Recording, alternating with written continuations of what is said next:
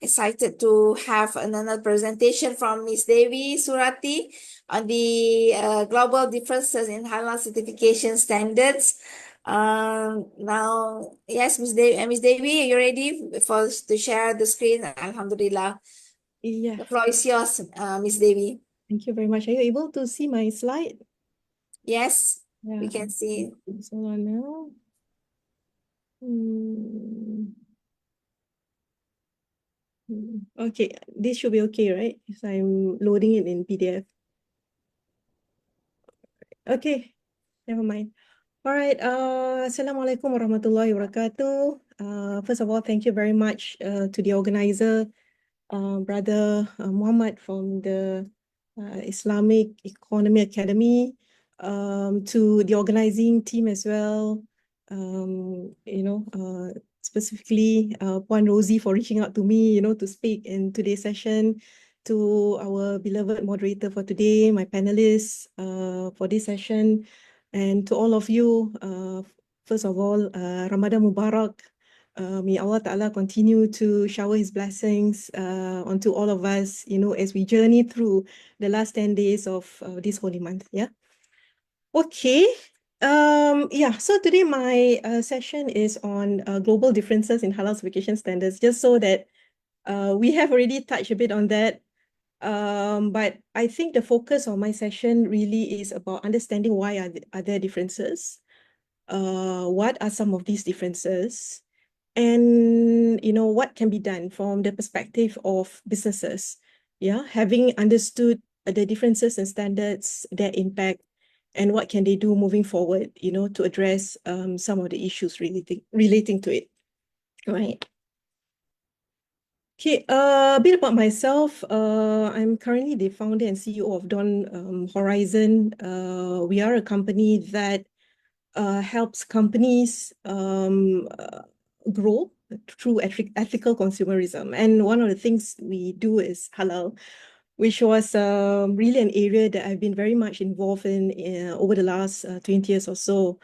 I was formerly the head and director of Halal in the Islamic Religious Council of Singapore, MUIS, which is a government agency in charge of Muslim matters, including halal certification. And in my stint in MUIS, I was apart from halal certification, was also involved working with various government agencies within and outside of Singapore, trying to facilitate trade of halal products, including efforts to harmonize halal standards. During my 20 year in MUIS, I had a concurrent appointment as the CEO of Waris Halal, which is actually MUIS's international arm, where we provided halal services outside Singapore, and our key market back then was China. So I was providing certification services in China, and well aware of the recognition issues, because we were trying to get our halal certificate recognized. So of course, apart from that, very much involved in speaking and writing on halal. Okay. Yeah, so that's a bit about myself. Okay. I would just like to start off with this, slide. Yeah, what you can see there, one logo, but one product, but multiple logos. Yeah, so why is that so?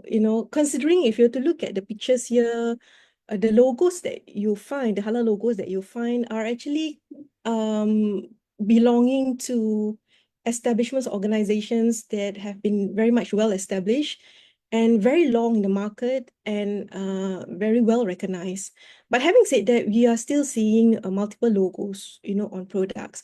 What that means from the businesses is that, they would have to apply, when they have multiple logos, that means they will apply to different organizations to get a logo, to use the logo.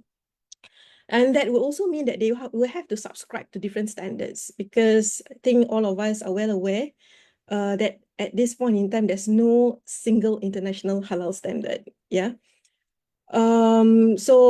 Okay, so why is this so, right? Why are we seeing differences in logo and differences in standards that's being used worldwide? Okay.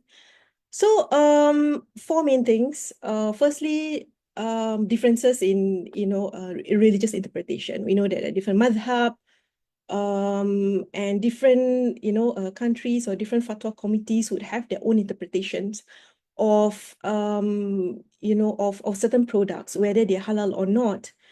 And usually in deciding whether a product is halal or not is not just looking at it from a religious perspective, but also looking at, the society as a whole, the acceptance level, the level, how sensitive the matter is, within the community itself.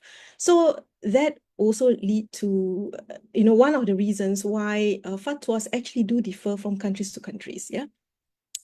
And of course, in bigger countries like Malaysia, for instance, you would have different states, and the fatwas actually, the jurisdiction reside within the state itself, right? Yeah, so they have, those kind of complexities.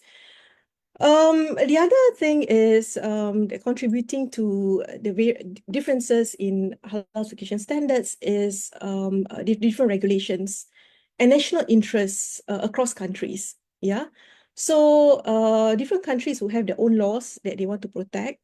For example, food labeling laws. All right. And when talk about food labeling, that's where halal also comes in. Yeah. So they have their own labeling laws. And apart from that also, it also depends on national priorities. So, for example, in the case of Singapore, being a net importing country where we import 90% of food, uh, food security is actually, a very important agenda within Singapore itself. So, and that also triggered, this question of whether cultured meat or lab-grown meat is actually halal. So because of that, the Islamic Jurist Council of Singapore, I think, over the last 2 years or so, have issued a fatwa that actually permits cultured meat. But when we ask around whether there is such fatwa around the world, we don't really find that many, because one of the main reasons is because many of those countries don't face the kind of issues or challenges that Singapore face. As a very small country, very limited resources, and food security is actually very important and imperative for us. Okay. Cultural and market influences. Also one of the reasons why halal certification varies from time to time. I would say, as a policymaker myself, previously, when we formulate policies, or even policies and regulations, it always take into consideration the public, right? Because we do public consultation and we try to understand what's the level of sensitivity, and whether, certain laws or certain policies that we want to make, whether, how will it pan out, when it goes out to public, yeah, whether the community is ready or not. So those are very pertinent considerations, for policymakers. Now, the lack of global halal authority. Now, we know that in different countries, they would have their different halal authorities. So they would have their own laws that they would, want to protect, or they want to subscribe to.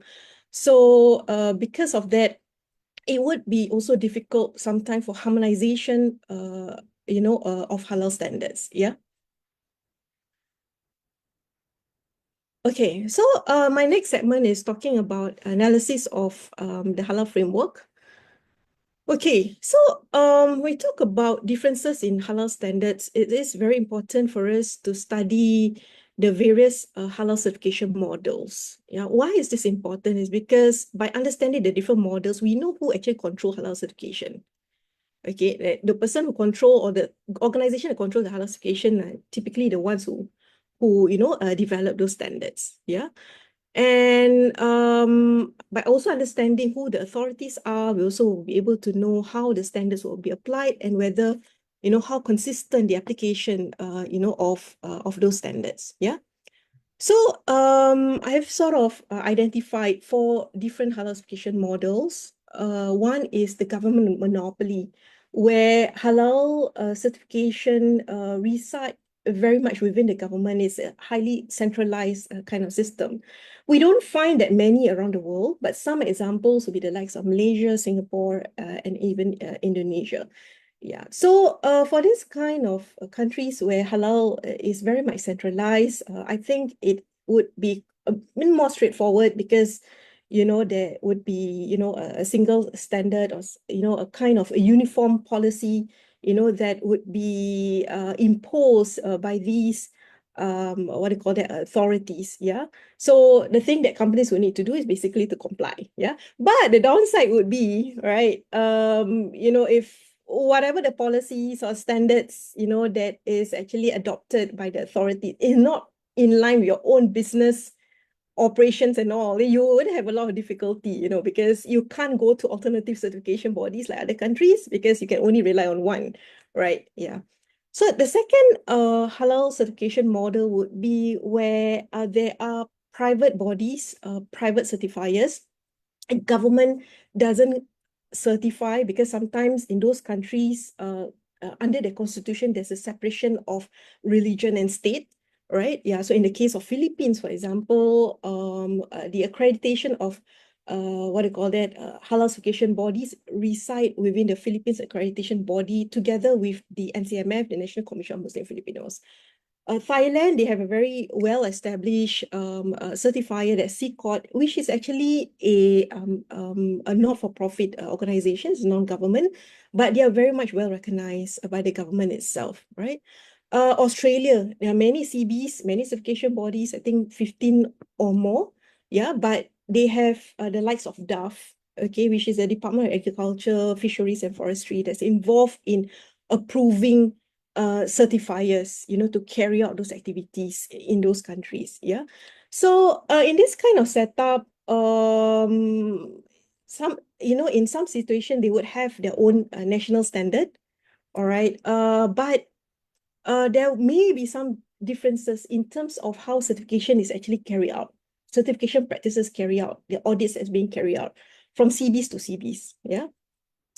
The third one is actually, I would say, perhaps the most popular model is where, certification is very much decentralized, left to the private sector. And we see it in US, China, Brazil, and even, most part of the EU countries. Yeah.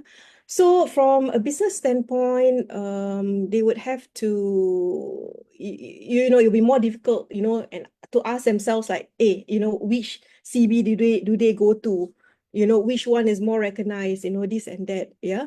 So, but there would also be sometimes challenges, yeah, because one company may not be able to be certified by one CB and then decided to go to another, yeah. So there are those practices that's actually happening on the ground as well. Of course, last but not least, a decentralized and mixed model, I would say, in certain GCC countries where sometimes the government is involved in certification, but they also allow the non-government or the companies to also perform certification. And this usually happen when these private certification bodies actually pre-exist these halal certification services by the government. All right. And they may not at this point in time have the laws to curb or to stop these organizations from carrying out certification services within those countries. Yeah. Okay. All right. Of course, the topic of my presentation today is about halal standards. But one thing I have to share with you is sometimes we use the word standards very loosely. All right. But actually standards, right? What you can see on red here is a technical interpretation of a fatwa. It basically tells you that, okay, for a product to be halal, okay, it must not have this, it must not have that, it must be processed a certain way, those kind of things. All right. But for companies that want to know the full extent of the halal requirements, I would say, they would have to look at all these references that you find in this pyramid.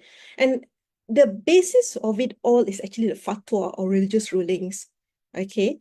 Now, this is where, it sort of set the tone, right? What is halal from a religious standpoint, right? Yeah, and above that, we have the halal standards, more technical kind of thing. And I would say that sometimes halal standards are developed by different organizations. from countries to countries. What I mean by this is some halal standards are developed by the certifiers themselves. So where standards are developed by certifiers themselves, it will be easier for you if you get certification from that organization, because they adopt that same standards and they implement it. They develop the same standards and they implement the same standard. All right. But there would be sometimes situations where a national level standard is actually developed, and it's developed by an organization that is different from the certification body, right? Yeah, I think one example would be in Malaysia, and in Philippines as well, in some of these countries. And in these kind of situations, you may be asking, okay, why standards is being developed by a different organization? Because there is actually a department dealing with standards, not only in halal, but also on other things. And usually it is left to the certifier themselves to decide whether to adopt these standards or not. All right. Yeah. So if they choose to adopt these standards, it's well and good. But if they choose not to, then you would have, some kind of confusion, right? I mean, where do you follow? Do you follow the certifiers, conditions, or do you go with the standards, right? Yeah. So of course, above that, we talk about the certification terms and conditions. Usually these are policies, yeah, that are developed by certification bodies. Yeah. Above that are regulations. Regulations are usually laws that are passed by the parliament within the country, and usually laws relating to misuse of halal logo, laws relating to powers of halal certifiers who have the power to issue halal certificates. Yeah, but I also like to highlight here that in the case of Indonesia, from my own observation, right, is that the regulations itself seems to embed the halal standards. Last time it used to be separate when the Majlis Ulama Indonesia was doing certification, but now because BPJPH as a government agency has already done certification, my own observation is that these regulations already embed certain halal standards, like how halal products should be treated, how ritual cleansing should be done, what makes something halal or not, whether GMO material, can be, included in halal products. Yeah. So of course, above it all, accreditation framework where certification bodies are actually accredited and they would have to comply with these. Yeah. So what I'm just trying to say is that I think a lot of times we tend to sort of understand this, or perhaps accept this word standard, kind of loosely. But actually, I think it's very important for us to know these differences. Yeah. So in the context of my presentation later on, I'm just focusing on the one in red, because if you want to cover it all, I need more than one day for this. Okay. Right. Okay, so here I just I've cited some differences and similarities as well. I think it'll be incomplete for me to just talk about differences, but by and large, we see a lot more similarities than differences of standards across the world. Okay, whether it be CIMIC, GSO, ASEAN or Malaysian standards, Indonesia, Singapore, Thailand. I mean, I've just included, perhaps the more popular kind of standards. There are a lot more beyond what you can see here, right? Yeah. So by and large, just cite some example. Most of the standards, state that a slaughterer for, halal animal must actually be done by a Muslim. But there are also some situations where, in the case of GSO standard, where the slaughterer who's considered as ahli kitab, is actually what do you call that, recognized. Yeah. But we see down here that it is not a predominant kind of opinion. All right. By and large, most of the standards would require the halal slaughterer to be a Muslim. Right. Stunning across the board, it is allowed from at least what you can see here. But I would tell you that, there are certain countries, the likes of Brunei, would still not allow stunning at this point in time, right? Mechanical slaughtering is generally allowed, of course, for the Malaysian standard, correct me, my Malaysian colleagues here, it is actually silent in the standard itself, right? Okay, so beyond slaughtering, there are products, Yeah, halal products must be free from things that are haram, toxic, or intoxicating. We see that across the board, very consistent. But in relation to whether halal facility or transportation must be halal exclusive, that means it must not be used for anything that's non-halal. All right. Then we see that in the CIMIC standard, Malaysian Indonesian standard would require the facility to be halal exclusive. All right. There cannot be any, it cannot be interchangeable with the halal and non-halal. Yeah. But having said that, for the other countries, they would state that, it needs to be halal dedicated. They use the word dedicated. Dedicated would bring a different meaning. It's not exclusive. It means to say that if in the morning you do, or today you do a halal product, the next day perhaps you do one that's non-halal, but then you must ensure that there's proper cleaning in place, to ensure that the najis is actually being removed. Yeah, so that the integrity of halal for the halal products continue to be preserved. Yeah. Product name must not contain anything that's actually non-halal. Yeah. Malaysia, Indonesia, they're very strict on it. I mentioned Singapore. They still do allow, but it must be prefixed with the terminology itself. I'm sorry, the nature of the product. For example, like chicken ham, rather than calling it ham itself. Product testing, yeah. It is mentioned in some, but not in others standards, yeah. But actually, if you want to read more, there are a number of literatures. I saw one very good literature that has been published, I think, as early as 2022. I think it's quite recent. You can read a lot more, very, very comprehensive differences that have been done, yeah. Okay. Of course, around the world, I mean, I don't know whether it is over 300, but I've seen some newspaper reports that mentioned there are more than 300 over halal certification bodies worldwide. That will also mean that there are different logos and sometimes overlapping scope, and it can also be confusing, and confusing for businesses and exporters. Yeah. Okay. So, challenges in standardization or harmonization.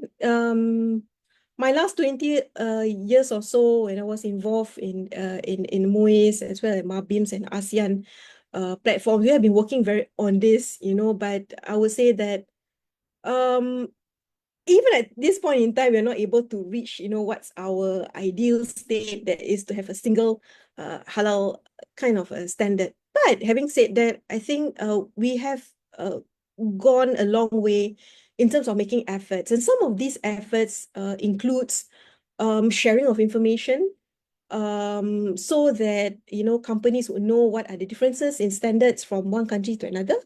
Okay. And also there have been attempts for mutual recognition agreement between countries to facilitate trade of halal products. So I would say that there have been many efforts that have been done, over the years. Yeah. But I think definitely, like in a lot of other things, it's always work in progress. Yeah. So the challenges again, diverse religious interpretation. I think in itself, Islam has what do you call that? We have four different madhab. Yeah. That in itself would, create some of these differences in standards. Secondly, evolving regulations and policies. What I mean by this is that, today, the standard may actually be, the logo may be recognized, but in future it may not be recognized. Case in point, I was previously working with representing Singapore, I think in sometime in 2008, thereabout, we were working on a GCC Singapore Free Trade Agreement. And one of those things that we were working on was to get the GCC countries to recognize Singapore's halal standard. Yeah. Alhamdulillah, we managed to pull it through. Eventually, the GSFTA was ratified in 2010. But a few years after that, we were told that, hey, no, Singapore, you can't no longer recognize, you need to be accredited now, because UAE started to establish an accreditation framework. Despite the fact that we told that, hey, you have actually agreed to GSFTA, but they say that no, we have this new framework. Right. Of course, being a small country, we've got to follow, because, we also have to facilitate trade of export of halal products, and MOIS eventually became accredited. Okay. Yeah. So that is one example of how, things would change and evolve, along the way. And the other thing is complexities in forging G2G, meaning government to government, mutual recognition agreement. So because halal involves trade of products, movement of products from one country to another. So when you want to facilitate that, usually these MRAs are done at government level, okay, government level. But the issue is that certification in most countries is done by non-government organizations, NGO. And a lot of the tacit knowledge actually reside within the NGOs. Whereas these negotiations are actually done at government level, who may not be very familiar with the intricacies and the complexities and sensitivities relating to halal. Yeah. Unless the government agency in that country involve the certifier, it will be actually hard to land on an MRA, that will be acceptable by both parties. Yeah. Of course, impact on businesses, we are au fait with all this, right? I mean, when there are differences in standards, then you have to apply through different certification bodies, and that would incur time, incur costs. And sometimes, you get it certified by one CB, but then it may be recognized in one country, but not in another. Okay. So then of course, it will be particularly challenging for SMEs. Today we're talking a lot about SMEs. For SMEs, having very limited resources, naturally more difficult for them to to grapple with these issues of multiple standards and multiple certification and logos. Okay. But of course, like what I mentioned, there has been a lot of work has been done, towards bridging the gap. One is through regional harmonization, whether it be ASEAN, MABIMS, and all our next slide, I'll share with you some of these efforts that have been done. The OIC standards is also gaining traction. Okay, yeah. So I think this is a positive development where Muslim countries band together, to sort of exchange information and work towards harmonized standards. Now, the third part is something not talked about, but it is happening as we speak. Now what we're seeing is a trend of conscious consumerism, where consumers are becoming more conscious, of very more discerning, of what they purchase. And that will also mean that they don't just rely on the halal logo before they purchase something. All right. They will read up, right? They will ask the manufacturer, or now with the advent of social media, they will rely on even, social media influencers, to talk about certain products. And if they have a certain level of confidence in those products, they would consume it with or without a halal logo. Yeah. So we are seeing more of this consumer empowerment, that is taking place, which means to say that there's no longer a full reliance on a halal logo for one to consume the product. Okay. The last point here I want to bring across, and I'm seeing on the ground, is because of the issue of acceptance of logo, okay, where sometimes a company, they get their product certified, but it is not approved or recognized in country A, okay? And sometimes this country A, they would have the laws, stating that products which are halal labeled, must be certified by a body that is recognized by the authority. Okay, but hey, but for this company, hey, but my logo right now, I have a logo, but it's not recognized. Then what do I do? Now, the practice I'm seeing is that these companies choose not to put a halal logo, because the moment they put a halal logo, that product, would have to automatically be governed by additional set of laws relating to food labeling and halal labeling. All right, yeah. So some of these companies, what they do is that they choose not to put the halal logo, but instead, what they do is they will supply a copy of the halal certificate, to their customers in the in the importing country, to give the assurance that, hey, my product doesn't have halal logo, but it is still halal. In fact, it's halal certified. Yeah. And the other thing that I'm also seeing is the alternative to halal logo. that means because of certain issues that halal logo is not recognized, or perhaps a halal logo is subject to, certain additional laws and all, some CB certification bodies have seen is they will ask the companies not to put halal logo, okay, but rather to put a QR code. Okay, put a QR code. So that in itself is also a good thing, because when you put a QR code, the customer will actually scan it and then they will get the data real time, whether the halal logo, the halal certificate is still valid or not. Because, we have seen instances where certain products have a logo, but then, the certificate is already expired. Yeah. But of course, the downside of having a QR coded product as opposed to halal logo is that, consumers will have to keep on, scanning the QR code, when they're already so busy, walking through the aisle in the supermarket, right? Yeah, so I've talked about the various efforts to harmonize halal standards from ASEAN, Mabin's more regional one, IMTGT, CIMIC, World Halal Council, World Halal Food Council, that are these blocks, halal blocks, I would call it. They are not only represented, they are not only convened at government to government level, but also amongst non-government organizations. Okay, in the case of, for example, World Halal Council, World Halal Food Council. Okay.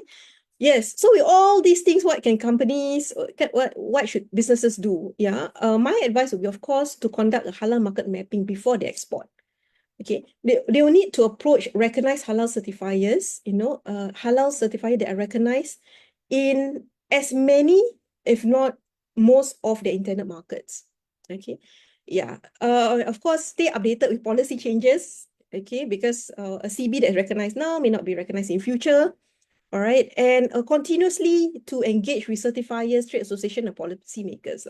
I think this is actually very important. So the challenge of subscribing to certain standards or maybe having different standards, always have this discourse with the policymakers and even the certifiers. Of course, you can say that, hey, I've been doing it over the last many years, but my take to you is, a discourse is something that is always a work in progress. I'm very much sure that, as you band together, as a group, these policymakers will take your words more seriously compared to you to go to them on your own. All right. Yeah, so this is just some example. I talked to you about halal market mapping. This example of what I've done actually for one of our clients. On the left side are actually the exporting countries. So for example, the products actually from Argentina, from Australia, and where do they want to export their products to, whether Indonesia, Malaysia, Singapore, or Thailand. So we do this simple mapping just to share with them, hey, these are some of these CBs that you can actually approach. Okay. Yeah, a bit of a caveat because when I did this was some months ago, so some of this information that you see on the screen may have changed. Yeah. Okay, so conclusion, we're still experiencing this phenomenon of differences in halal standards. I think will not go away very soon, I think. Yeah, but of course, work is very much in progress. In terms of harmonization of these standards, my advice to companies continues to be proactive and always keep themselves informed. Yeah. Of course, I can't, there's not much time. I think I may have overrun. Oh my God, it's already almost 4 o'clock, mashallah. Right, but feel free, to subscribe to our newsletter if you want latest information on halal. We push this out on a weekly basis. Feel free to scan this QR code and join us in our mailing list. Yeah. So on that note, I thank you very much for your time and for your attention. Thank you. Jazakillah khair, Miss Dewi. So such interesting presentation and important, definitely, all the fact and figures on the halal certification around the world. We have some time before we go to another presentation by Miss Amanda. Is there any question from the members of the floor?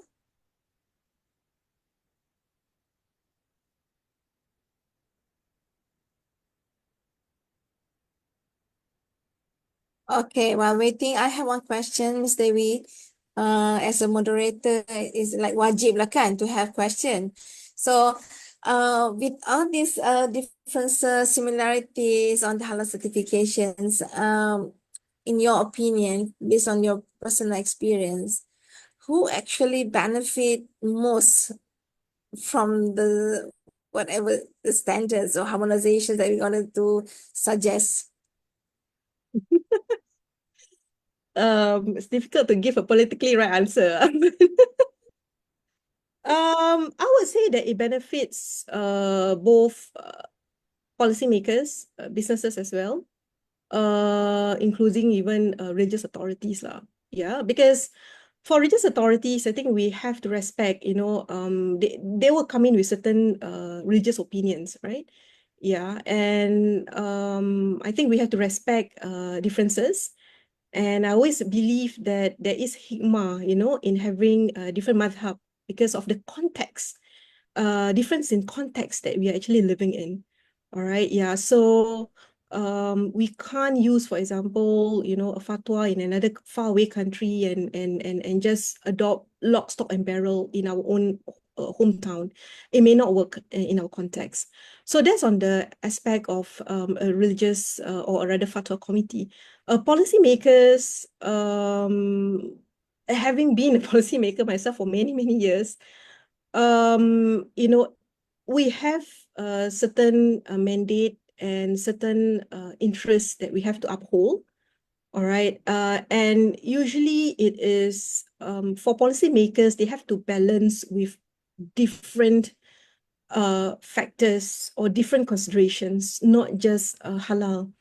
All right, yeah. So for example, in the case of Europe, right? Yeah, in the case of Europe, animal welfare rights is actually, very strong. In some of those countries, they would require stunning to actually be done. Yeah. But of course, we know, there's some religious opinions where stunning is actually not allowed. All right. How then, okay, if how would Muslims then be able to coexist, particularly in a Muslim minority context. If we were to adopt just a single stand towards our own religion, okay, because of all these other evolving things, the national laws and all that. So therefore, sometimes the religion itself allows for flexibility. All right, and this is where I think the beauty of having a different madhab, all right, and policymakers to also be able to understand, to balance, between these other regulations and national interests versus the own our own religious guidance and rulings. And of course, for businesses, you'll be wondering that, hey, I always tell businesses that every time we have this kind of forum, they always tell me that, hey, Dewi, when are we going to have this single international standard? I told them, hey, I've been here for the last 20 years. It has never, I've not seen it yet. But I told them that always look at it from the other perspective, the perspective of opportunity. Right. I mentioned that earlier just now, right? Because if you're just subscribing to a single standard, it will be difficult. What shall I say? Okay. Um, okay, fundamentally for certification bodies, I would tend to believe that they will want to safeguard the religious interest, right? Yeah, because as certification bodies, that is really what we do, anything else, religion above all, even commercial interests. Yeah. So so for companies, particularly where there are different standards in those countries, you know, I would say that sometimes it can be it can be a positive thing because they're not able to subscribe or to be certified by one CB, they can always go to another. It could also be that sometimes it may be that it's not because they're lowering their standards, but it could be that different CBs who have their own policies, perspective of things, which may or may not be wrong. All right. I think having been long in halal, I always believe that, hey, we all have different perspective. A lot of times it's not a case of you are wrong and I'm right, or vice versa. It's a lot of times it's about understanding the context that we're in and appreciating those contexts, Yes. respecting one another. Yeah. Yeah, I agree with you. Acknowledging the difference that matters to harmonize the halal certification. And but another different story is when Turkey actually they have arguments over their own halal logos There will be another presentation. Okay. So thank you very much to Miss Elvina, Miss Dewi. Now we go to the next one, Miss Aman.